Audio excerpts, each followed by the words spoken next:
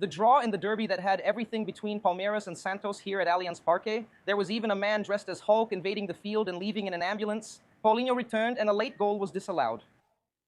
What was lacking in soccer in the first half was made up for by excitement off the field, right, Gil? That's right. Well, another Palmeiras and Santos match, this time here at Allianz Parque. We met at Arena Barueri, right? Palmeiras has been a nemesis in recent matches against Santos. But it's like you said, I think there were even some emotional moments, but since it's a derby, there's a lot going on off the field, right? That also keeps us busy, besides evaluating the player's performance.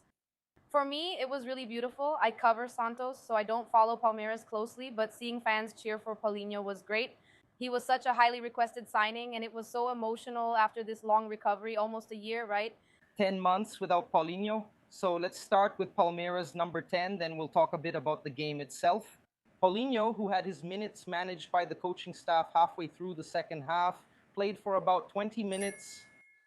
And just like that, it was pure ecstasy at Allianz Parque when he was called. Palmeiras even had the chance to put him in before scoring the goal, right? Who knows? Maybe if he had come in, he would have scored. I don't know, right? But on the field, Paulinho got all the passes he tried right, all 9 passes, and he made a tackle. He had a really good chance to score a goal in the final minutes of the match, but he ended up shooting wide. It went really close to Gabriel Brazo's post, who was one of the highlights for Santos in the match. As always, right? Brazo is one of the fans' favorites at Santos. He hasn't even been at the club for that long. He's going into his 3rd season, and he only has the Serie B title, so there's not really anything that significant to make him a club idol. He's someone who gives his all. I asked him in the mixed zone about his involvement, how he celebrates and gets excited. That's something I think the Santos team lacks. So yes, he was one of the standouts alongside Rolezer, in my opinion. And about the game itself now, the first half was complete dominance by Santos. It was actually a bit strange. Palmeiras made a tactical change. The coaching staff chose to have Lucas Evangelista push a bit more in midfield, but this option didn't have much effect on the field. The Palmeiras midfielders and forwards looked very lost. Evangelista didn't know whether to drop in during the build-up or to get closer to Flaco and Arias up front. Palmeiras was very spread out between the midfield and the offensive sector, and these changes made by the coaching staff had to be reversed right at halftime. So Palmeiras tried to change, saw that they made a mistake, and already came back for the second half with some changes. The main one was bringing in the young player Allianz as a fullback. Palmeiras, which used to double up on the wing, today had a forward playing as a fullback during the second half, and then with the team closer to what we know, which is the Palmeiras team. Later, with the entry of Ramon Sousa, who's been taking that spot ahead of Vitor Roque and even Paulinho, Palmeiras organized on the field and pressured Santos mainly through sheer pressure and crosses. So at no point did it seem like this tie was going to change until Allianz scored the goal, right? Then there was complete euphoria here at Allianz Parque for the more than 40,000 people present here at Allianz Parque, but the ball ended up hitting John Arias' hand. So it was a night where almost nothing went right for Palmeiras, but the main news that the fans wanted most had a happy ending, which was Paulinho playing soccer, right? After 10 months, just to remind you, Paulinho's last game had been at last year's Club World Cup. He was playing through the pain, right? He was already playing hurt, like in the Botafogo game when he came on in the second half, scored, then left. Like Abel used 2 substitutions just for Paulinho. So Paulinho, who is now available again, from what we've learned and talked about, his return will be gradual. He'll get more minutes little by little, but he could also take Vitor Roque's spot, right? Who knows? Maybe Vitor Roque will only come back after the Cup. We could have Paulinho as a starter. There's also a game against Flamengo coming up. Palmeiras is gaining options, but at the same time, they've also lost some goals, some starting players, especially Piqueires and Vitor Roque.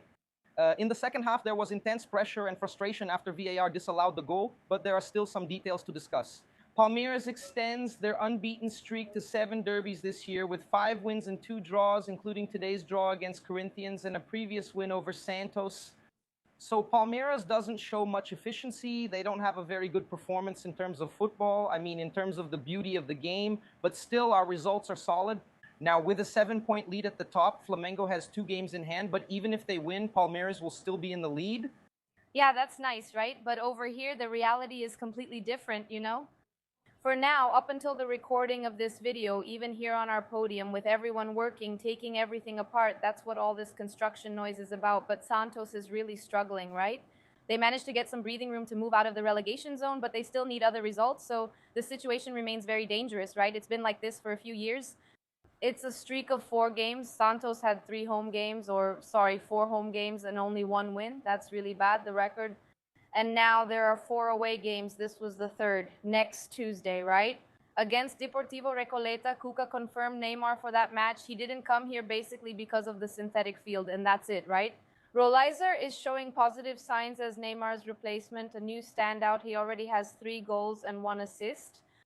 Gabigol couldn't shine as much as expected, but he's very hot-headed, but still a very important guy, right? Because of his attitude, because of the number of goals.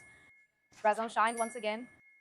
And that's it. I think Santos needs to show an immediate response if they don't want to be in this situation until December, right? In the Copa do Brasil, they failed to build a lead at home against Coritiba, with the return leg set for Couto Pereira. And also in the Copa Sudamericana, they're at the bottom of the group and still haven't won. So on Tuesday, basically, if they don't win, I'm not great with numbers, but really only a win matters, right? They must win and hope other results go their way since only first place qualifies.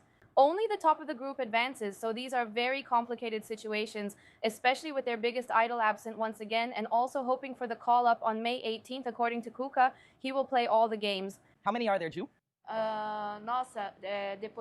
Wow, Deportivo Recoleta, Coritiba twice. I think that's 4 or 5. São Lourenço, I think that's 5 or 6. I'll confirm it for you later. But that's it, guys. I think our post-game was a big summary. We could stay here talking all night because there's so much to talk about, like you said at the beginning of our video. That's it from me. See you next time. I'll meet you at Vila Belmiro. See you next time, guys. Just to wrap up for you, it was the last game at Allianz Parque, the last game. We can't say Allianz Parque anymore. Guys, now we just don't know what the new name will be. The voting ended at the end of April. There were 3 options. Paul, did you vote? No, I did. Which one did you choose? I voted for Nubank Park. Nubank Park. Nubank Park was my choice. So now we're going to find out in 2 days what it will be. The new name of Palmeiras home will be announced, and now Palmeiras will have all this revitalization around it. There was even a problem, right? Because Nubank wanted to put up a big screen here to announce it, something fancier, but there were issues with the city hall, so let's see. Let's see what will be new on May 4th, the day Palmeiras' home changes its name. Only the home's name changes, not its location. Now, you can't say you're coming to the Alliance. We'll need to change that. If you want, it'll still take a while. The announcer talked on the last day, and I wondered if he'd remember next time, but he obviously will. There was even time for Paulinho to come back, so it's a great way to close out this very successful period at Allianz Parque. Palmeiras didn't win here, but during this time there were 2 Libertadores, a Brazilian championship, Arabel, Gabriel Jesus, Estevão, Hendrick, all stars at Allianz Parque. Titles were never lacking, and now they say goodbye. Let's see what the next name of Casa Oviver will be. A big hug to you all. We'll see each other in the South American competition, Santos in the Sula, Palmeiras in the Libertadores. We'll see each other in the... If that's the case, we're both in the same competition. Who knows? Palmeiras might still drop down. But that's way before you start getting negative comments. But a big hug. Now the 2 of us will only be back together in the second half of the year at Vila Belmiro for Santos and Palmeiras this time. So did you like this video? So give it a like, share it with your friends, and take the opportunity to subscribe to our channel and turn on the notification bell to get updates on all the content published here at Lance. And